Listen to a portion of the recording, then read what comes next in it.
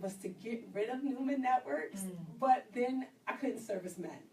So well, no what? So you bring up a valid point, because I reached out to Nicole one day, and she was doing an event, and I said, "Listen, it sounds like an incredible event. I'd love to attend." Now, mind you, I've been knowing Nicole for about 7 years. We're friends. I consider her a friend. She said, "Ken, you can't come." Not for you, brother. Not for you. I was floored. I'm like, "Are you serious?" She's like, "No, you can't come. It's not for you." The testosterone changes the It really world. does. And so that's why I had to keep Newman Networks. Yeah. I had to keep Newman Networks so I could still have men clientele who believed in what women were doing. Because when it comes to financial transactions, a lot of the business owners are men. Women have not broken that barrier yet. It's Women's History Month here on the Career Seeker Show on WPPM FM 106.5. We have Nicole Newman.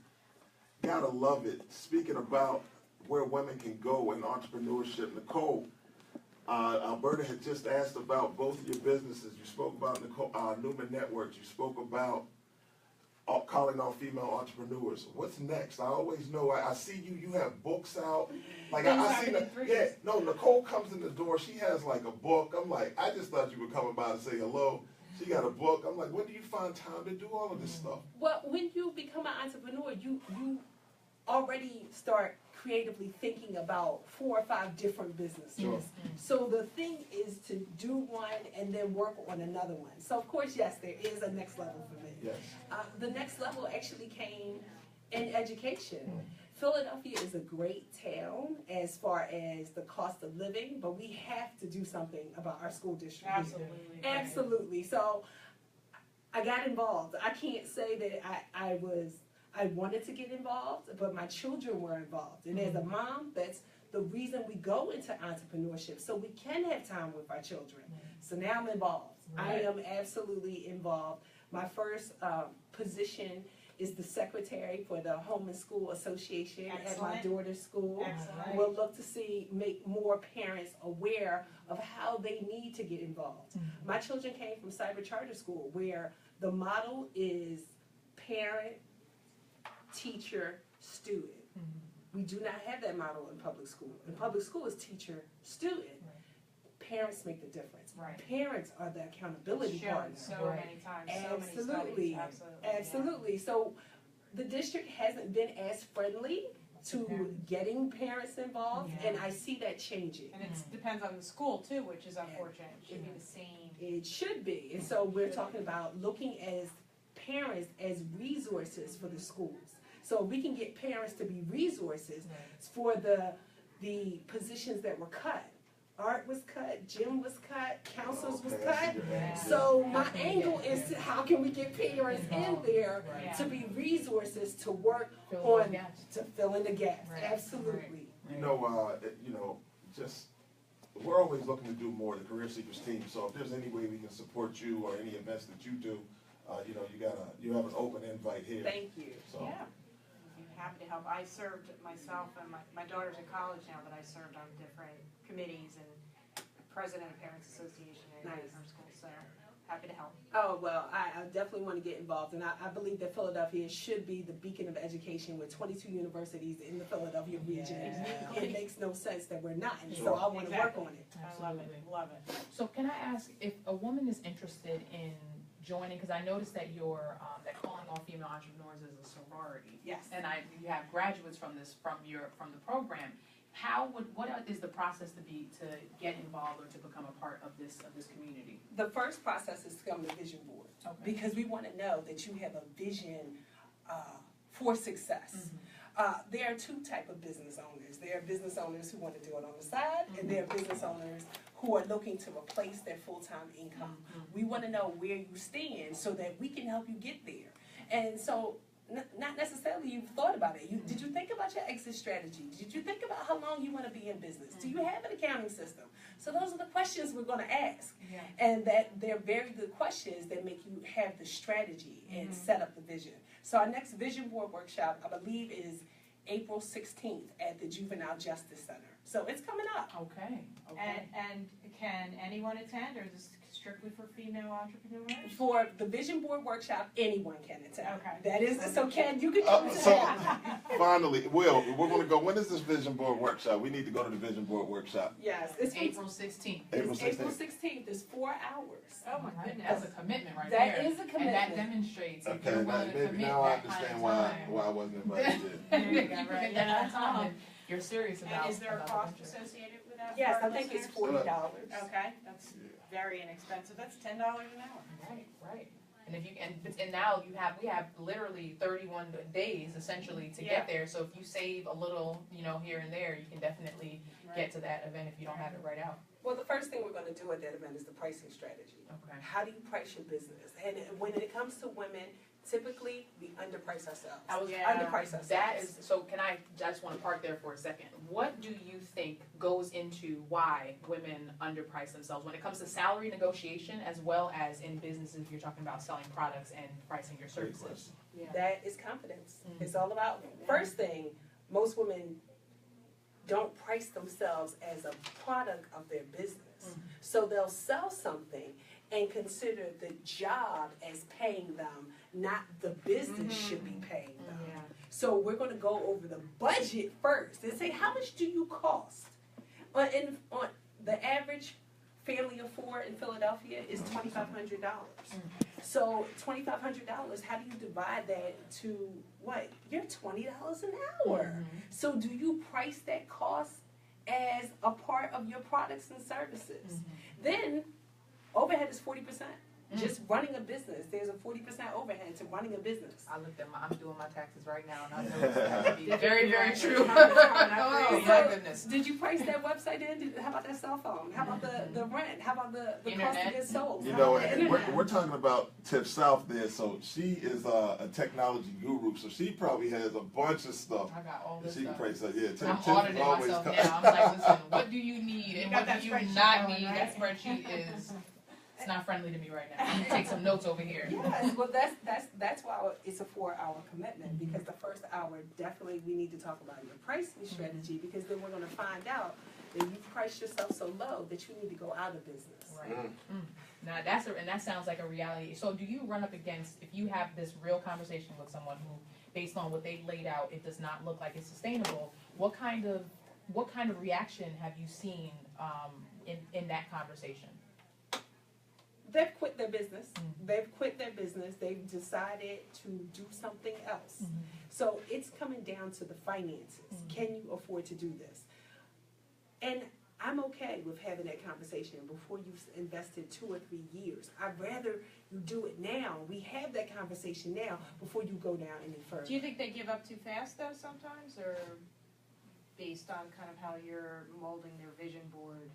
Well, it depends on what they want. Yeah. We had somebody in there who wanted to sell candles, and she wanted to replace her salary, an $80,000 salary selling candles. Right? That's a lot of candles. Yeah. That's a lot. It's not that it can't be done, but that's a lot of candles. You gotta come at it with a right perspective. Yankee Candle is making more than $80,000. So She's selling birthday candles, everything. I mean, all kinds of people need candles for everything, I got a right? candle for you. So she decided to stay at her job. Sure. So, I'm okay with that. Right. I'm okay if I've empowered you with the information to make an informed decision. and sometimes Nicole there's has a nothing. closet full of candles. Right, she try to help get her started. Supported that woman. And there's nothing wrong with having to change direction. If you've had a decision, if you've made a decision about something, it's not a negative failure Right. to walk away from something that Yes. would have ended up costing you significantly in time, resources, energy, self-esteem. If you Yeah. have this business that you start and that you can't, sustain, it sounds like I'm on my 3rd version of Newman Networks. I know that's right. So you're going to have to change. I went through a recession, and I Yeah. didn't even know what a recession was. Right. So I had to change to be able to weather that storm. So that's going to happen, whether it's positive or negative. It's just going to happen. Right. That's really interesting, Nick, because I believe when we were having conversations and you were speaking to me and assisting me with my business, you spoke to me about the transition, because I was explaining to you, well, it was a recession, and recruiting third-party recruiting in a recession is a very challenging business to be in. But Nicole, you had some conversations with me about what that business looks like, and then what does it need to look like for me to eat, basically, to be here. So I believe that's a big piece of what you do, having that honest conversation. As a female entrepreneur, if I'm a female entrepreneur coming to you, what's the demographic like? Who do you look to support? Okay, I actually like businesses who have been in business from 2 to 5 years. Okay. I like to know that they have made a little money and they're committed to it. Yeah. It's not like I won't do startups, but I can send you to SCORE. I can send you to the Women's Small Business Development Center. And we do a business plan in 2 hours. Wharton does it in 6 weeks. So it depends. I like you to at least have thought about it a little bit. Yeah. Selling some product and you have a customer base. Now your customer base might be 20 people, but at least you're setting up the systems. Yeah.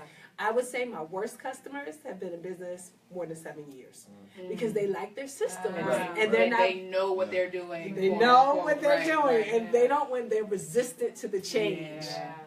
That sounds, and I think we talked to a guest last week, Dr. Sylvia LaFair, and what happens is people get into these patterns that are often driven by something that they're not necessarily recognizing, and that sounds like that you run into some of that with people who have been in business who know, quote unquote, what they're doing. Well, it's a risk. Yeah. It's a risk. They've gotten comfortable, and this is at 200, 300.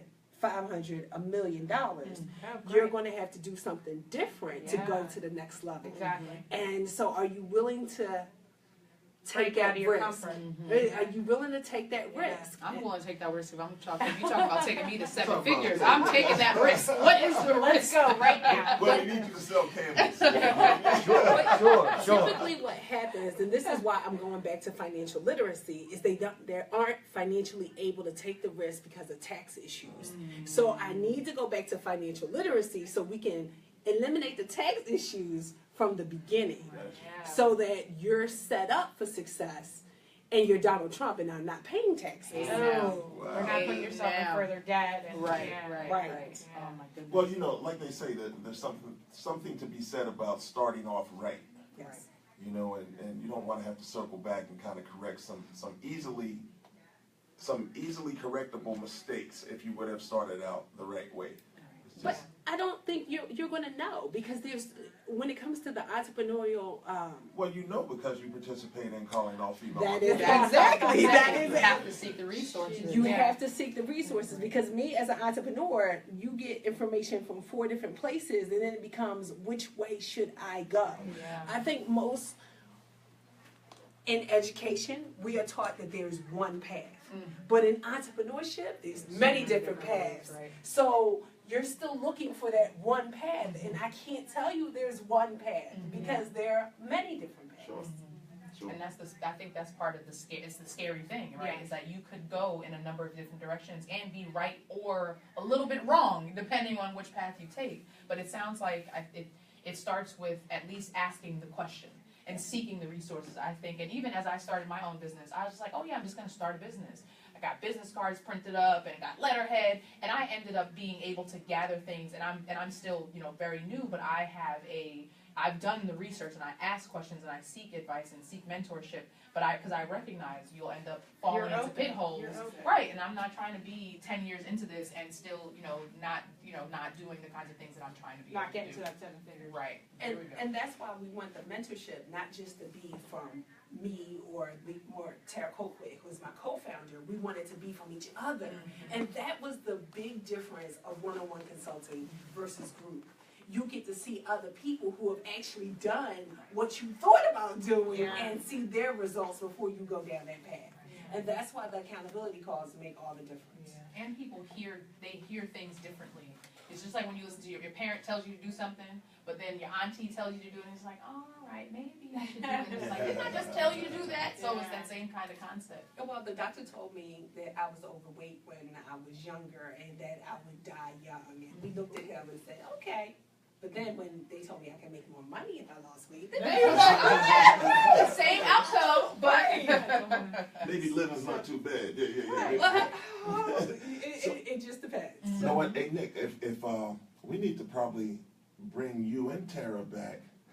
So you guys, we'll just have a Absolutely. Calling All Female Entrepreneurs show, and we can just sit and kick it around and just get some information from you guys. Sounds good, but Tara's in Raleigh, North Carolina now. We can have her call in. We can have a We call have a in. phone, right? Yeah, we can have her call in. So speaking of calling in and contacting people, Nick, how do our listeners get in contact with you? Okay, they can get in contact with me on the phone, 215-995-1041, or by email, which is the best way to contact me, and that's Nicole, Nicole, at Newman, Newman, dash network, network.com. Yes. Any social media? Oh, social media, yes. There we go. LinkedIn is my favorite tool. I have 6,000 connections there. That is where I do most of my recommendations, and I find the people you need to talk to, because that's what Newman Networks does. So I'm there under Nicole Newman on Instagram, under Nicole Moves, on Facebook under Nicole Newman, yes, and Twitter it is Nikki Newman. That's my nickname. Yeah. And which one do you do your daily updates or your daily? Instagram, Facebook. Okay, gotcha. Yes. All right. Well, I will be following on all accounts so that I can. And you actually just thinking about your posting schedule. I'm like, I need to be posting more consistently too. We know you're up early enough to start. I know. I do Snapchat on my way to the gym regularly, and people ask me about that if I don't snap. You didn't go to the gym today, and I was like, no, I slept in a little late. And I really tired. So Nick, before we close out, I want to speak to you about something. It's Women's History Month here. Well, it's Women's History Month everywhere, but you tell me about this Madam C.J. Walker situation. I didn't know about this until I was reading some of your information. Oh, Madam C.J. Walker. Kudos to you. Let's do it. Thank you. That was the Entrepreneurial Spirit Award. Right. And it was 2013. So let me back up. Rephrase this. Tell everybody what you won. The Madam C.J. Walker Entrepreneurial Spirit Award, Yes. given by the Pennsylvania National Coalition of 100 Black Women. This is what we do, listeners. We bring people that win awards to the Career City Show. Right, quality awards, Well, quality. it was a huge moment for me, because I'm sure. when you start your business, you don't think about awards. That's not what you're doing it for.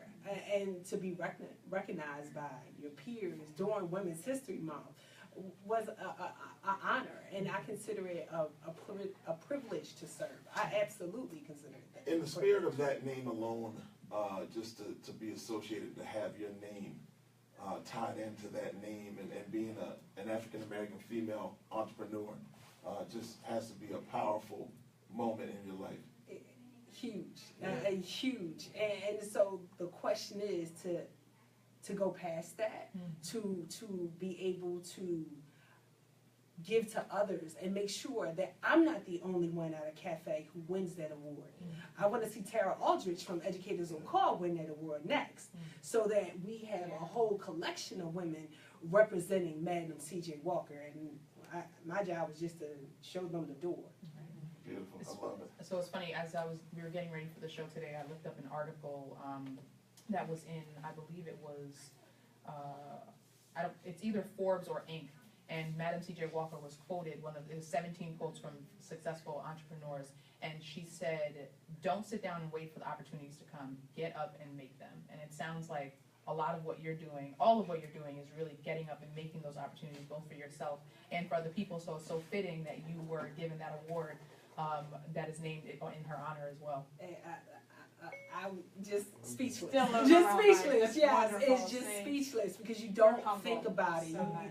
It's your job to get down in the grind and not think about it. Because if I don't think about it, then I'm doing the work. Yeah. And so when you bring it up, then I'm like, oh man, Yeah. it's a little shock again. Right. I'm sure. I always appreciate your energy. You bring so much energy. I think on one of our, and I don't know if it was a Facebook post or a Twitter post, I made reference to your energy. You just always bring great energy to a room. So I really appreciate you coming here and spending this time with us today. Well, thank you for having me. I consider it a privilege, and I cannot believe I'm doing my dream job. This is not something I imagined, but I'm happy that I have, and now I get to take that to education and organize parents to be that third accountability partner, so that we can make Philadelphia a beacon of education like it was when University Penn started. Sure. So, I'm here. I would like to support you in any way I can with these efforts. thank you so We're much. gonna be talking more soon. Yeah. All right, so it looks like we are wrapping up with this week's Career Seeker Show. So we have, how many more weeks of, we have 2 more 2 more episodes weeks, right? Yeah. during Women's History Month. You know, we got 5 Wednesdays I know. out of Women's History Month this month. It's a very nice feeling. So we will be talking with, we have more guests coming next week. And it's been another great Wednesday. Please stay warm, safe, drive. Watch out for ice out there. Do not hurt yourselves, Philadelphia and South Jersey. And until next week, Wednesday, be blessed. It's the Career Seeker Show, live on WPPM FM. We'd like to thank our special guest today, Nicole Newman. On behalf of Philly Cam, the Career Seekers team, Tiffany, Southerland, Alberta, Bertolino, Will Martin, and of course your host and the world's #1 diversity recruiter, Kenneth L. Johnson. We'd like to thank you, the listener, the live streamer, the Facebook followers.